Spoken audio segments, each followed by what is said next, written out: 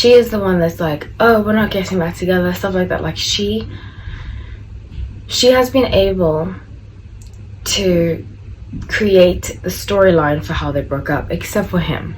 Like, hi everyone, welcome back to No Life Tarot. My name is Hallie. So grateful to have you all. This is a channel dedicated to hot topics where we can learn from situations. Sometimes I throw in other stuff, like Lightwork is Monday and Summit Monday and Lightwork is Friday. But for the most part, it's just about people in the public eye to see what we can learn from the situation. So it's not about negative gossip. This is just for fun and enlightenment. So please subscribe for more like this. I'm thinking about doing a competition for subscribers. When I go live, it's only going to be for subscribers. So I'll see how that works out. Okay, so today this video was requested. If you want to request a video, write in the comment section subscriber and the video you'd like to request. I only take requests from subscribers. So today it is about Taylor Swift and Jake Gyllenhaal, and I'm going to tell the story. I have timestamps. If you don't want to listen to the story, you can jump ahead in the timestamp. But I promised to tell the story about when I used to know Jake Gyllenhaal's mother. So I used to work at this restaurant in New York. I'm not going to say what the name is, but it's a very famous restaurant, and she would come in often. A lot of celebrities used to come in, but I wouldn't necessarily consider her a celebrity, but a lot of celebrities did come in, and she would come in very often. So I would serve her quite a lot because she would come particular time. And at that time it was very like seniority kind of place, and I'd been working there for a long time, so I was one of the senior servers.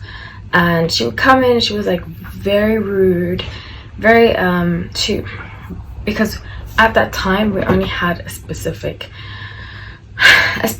menu. I'm just like remembering the story, it's bringing up some emotions, but we only had a specific menu at that time. And she would like try to get us to make the different food, and she was just like not a very nice person. And it's not like she had a bad day, it was consistently. So one day I had no idea that she was Jake Gyllenhaal's mother, and then one day we had like this big event. It was for the Tribeca Film Festival, and we had the after party that Chanel after party was there. It was beautiful. It was like the event of the year. It was like a huge big deal. Actually at that party Taraji P. Henson was there. She was so sweet and lovely. She's like making me laugh, and I was like, don't make me laugh, I'm working. But she was really, really cool. So back to Jake Gyllenhaal's mother. So this woman looks at me and she's like screaming, like in a positive way, and like looking at me. She's like comes and runs to hug me, and I was like, who is this woman? I was like, I've never seen this woman in my life. I don't know why she's hugging me. And she then kissed me on the cheek. She was like, how are you? I was like, what is happening? And so I looked over at my friend who was working beside me, and she was like looking at me like, what's going on? I was like, I don't know, I've never met this person in my life. So she's like holding me, and I'm like kind of trying to get away. It's really funny. So she goes to me, oh, you don't remember me, it's Naomi. And I'm like, who? I think she said her name was Naomi from what I can remember. She was like, you know Jake Gyllenhaal's mother? And I was like, oh my god, I don't know who this woman is. And she's like, I usually come in, and she says the day she comes in, and I'm like, and the time, she mentioned the time too, and I was like, oh, it's her. And she was like, why don't you remember me? And I was like, because you're like a completely different person right now. It was really funny because later on Ira Thurman came and she did the same thing to her. I was just like, thank god it's not only me, because I had no idea. She was hugging me, like squeezing me, and I was like, who is this woman? And I didn't want to push her away because I was at work, and I was like, I don't want to be inappropriate, because like it was like not that being A-list really matters, but my boss and everybody, even my boss was like, how do you know this person? Because he didn't recognize her either. So It was a very interesting story. So back to the reading. I'm going to start with the chart. So Taylor Swift, her sun is in Sagittarius, her moon is in Cancer, and her rising is in Scorpio. Jake Gyllenhaal, his sun is in Sagittarius, his moon is in Gemini, and his rising is in Leo. So that's a very interesting combination. Both of them are Sagittarius. It is Sagittarius season. Recently, I think why I was asked to do this was that recently Taylor Swift came out with a song against Jake Gyllenhaal, and I feel like it's a common theme from a lot of Sagittarius. I know a lot actually, and I feel like they can hold grudges, like vendettas, for a long time, and I think that's what she's doing. But let's find out. So with the past, I get 7 of Pentacles, 9 of Cups, and King of Pentacles. Okay, so lots of building. I feel like both of them were in their own element. Both of them were not taking things too seriously because they were both working really hard. I feel like she wanted, and I haven't listened to the song, so I don't know her perception. This is just energies. It is intuitive based, it's not fact based. So I strongly can feel that they, in the past, were working, especially when they were dating, they were working a lot, and they hardly saw each other, but it's almost like their hearts were connected to one another. He gives me player vibes. I get that very strongly. So the present, Ace of Cups, 9 of Pentacles, and 7 of Swords. He is checking out her social media and stuff like that. I think I pictured this last. I think I got the exact same card, 7 of Swords too, which is really funny. He is definitely like peeking at what she did. He's more interested than she realizes, but he's not necessarily going to tell her yet. So with the future, High Priestess, 9 of Swords, and the Emperor, there's going to be a lot of healing taking place.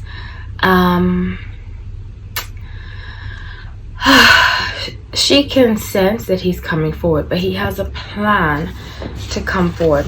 Now it's very interesting to me because she is in this other relationship apparently. I don't really pick up his energy of the new relationship she's in. I have a strong sense he is in a relationship, and he, I think, is about to get married. In the next year or 2, he's about to get married. He's in a very serious relationship. Yeah, he's in a very, especially 10 of Cups being at the bottom of the deck. I think she knows that. I think they actually spy on each other, or they hear about each other. So with the moon, Ace of Cups, and Ace of Pentacles, pardon me, and 5 of Cups, there's going to be a lot of releasing of the past. Like, she has to learn to let go. I think she's so used to getting what she wants that it's difficult to accept. I think he like ghosted her. Ghosted her, didn't take her seriously. He was like, I'm working on myself. He wasn't a very nice person to her, which is very unfortunate. But he seems like he's going through a lot, especially Moon and Gemini. I always say this: if you have predominant Gemini in your chart, if it's your sun, your moon, or your rising, I don't recommend drinking or experimenting with any kind of substances, because Geminis already have a complex nature around thoughts and around thinking and just how the world is and processing things, especially if his moon is in Gemini. He tends to run away from dealing with his issues and himself. So with the Emperor, 3 of Pentacles. Is it the Emperor? Yes. No, the Empress, I'm sorry. She wants to kind of rebrand herself as somebody who's moved on from this. I think that's why she might be bringing this up. I think how the public saw her, because now that I'm thinking about it, all the exes she has, she is the one that's like, oh, we're not getting back together, stuff like that. Like she has been able to create the storyline for how they broke up, except for him. Like, everybody knows that he was, in my opinion, a dirtbag towards her, and that really bothers her. So she's trying to create the story this time that it's different. Not different, I'm sorry. She's trying to create the story that she has now reclaimed her strength and not seem as though he ditched her. That makes sense.